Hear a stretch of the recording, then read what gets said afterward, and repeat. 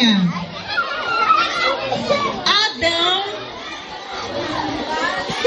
Adão não sabia economizar água. Ele abria a torneira para escovar os dentes e a água ia jorrando, sem parar. Sua esposa sempre dizia: meu querido, deixa a torneira para escovar os dentes. Tá bom, meu querido. Mas ele já havia desperdiçado muita água. A água ficou furiosa e disse: Você está me desperdiçando. A água do planeta pode acabar. Não teremos água para beber. Não teremos água para tomar banho. Nem para escovar os dentes. Como é que a mamãe vai fazer a comida se não tiver água?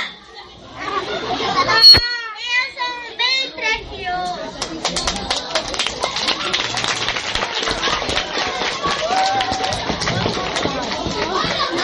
Meu amigo, eu estou aqui pra ver muita gente dessa terra que não cuida de você.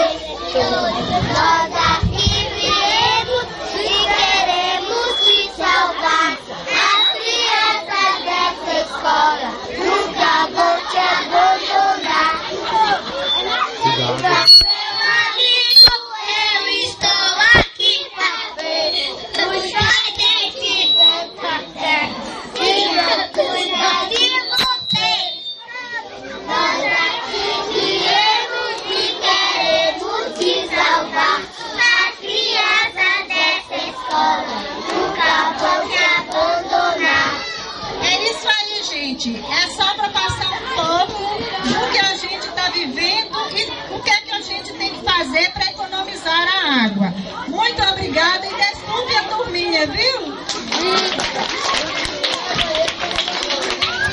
Fez muito bonita a turma de Tia Zita, né? E todo mundo aprender a lição, que é mais importante, de que a água é um bem precioso e que precisa se economizar e cuidar, né? É, Júlio?